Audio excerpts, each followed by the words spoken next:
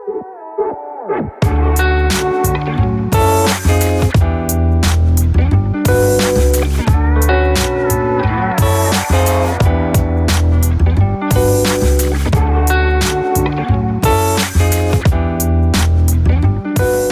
ora, I am the person behind the Facebook page More Than One Neurotype, and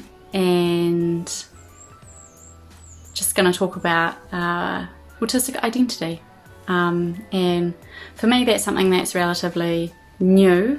I've had the majority of my life not realising I'm autistic, and it's only really been in the past couple of years, but definitely in the last year, that I've had a strong autistic identity.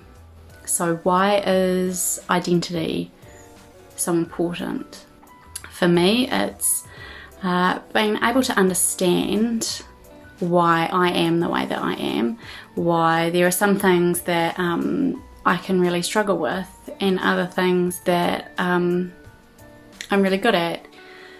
So all those labels that I'd been given in the past, and they're familiar to a lot of us. They're selfish, they're rude, they're blunt, they're dramatic, hypochondriac, lazy. A lot of these labels we get given, and the beauty of an autistic identity is we kind of get to replace those labels, and when they start playing in our head, we have something to fall back on and go, it's okay, my brain is just wired differently, and that's okay. It also gives us access to other people who are similar to us, that have had similar experiences, similar challenges, and that solidarity is really important, and affirming and helpful, and it can stop you from feeling like you're the only person that experiences life like this. I live my autistic identity by, I try really hard to allow myself to just be who I am.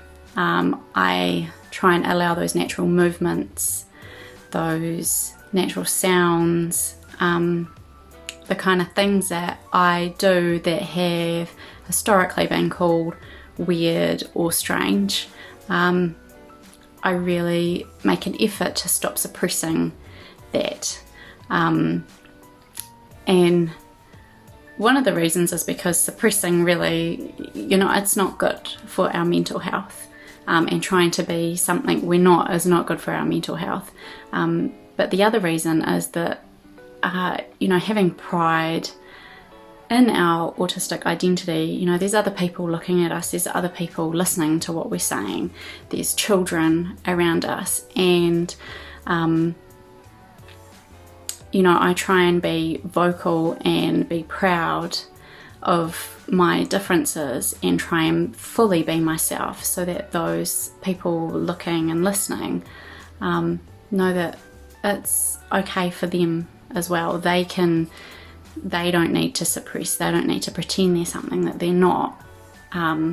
Different is okay.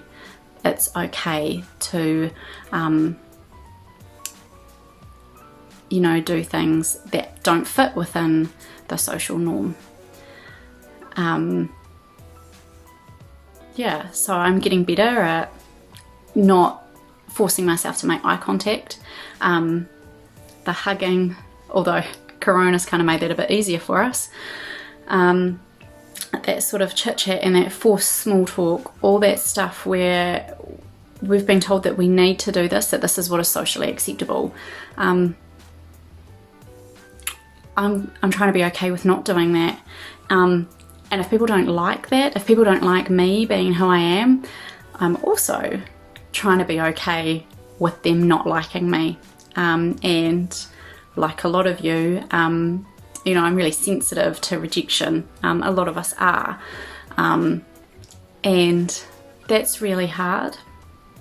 it's really hard knowing that if we mask, perhaps this person would like me, and if we don't mask, that they're probably gonna turn their back on us. But finding that self-worth of being around people that accept us for who we are is really, really important. Yeah, because there's a lot of us, women in particular, parents in particular, who get to this age, who get to their 30s, and they're just like, you know what, I can't do this anymore. That's often when we really find and embrace our autistic identity. So in terms of happiness and being content in life, it's really important, and it's really important to connect so we can, all join up and be together in our own way, usually separately, done on Facebook. But we can be together and have that connection and know that we're not actually alone and we're okay just as we are. Ka kite.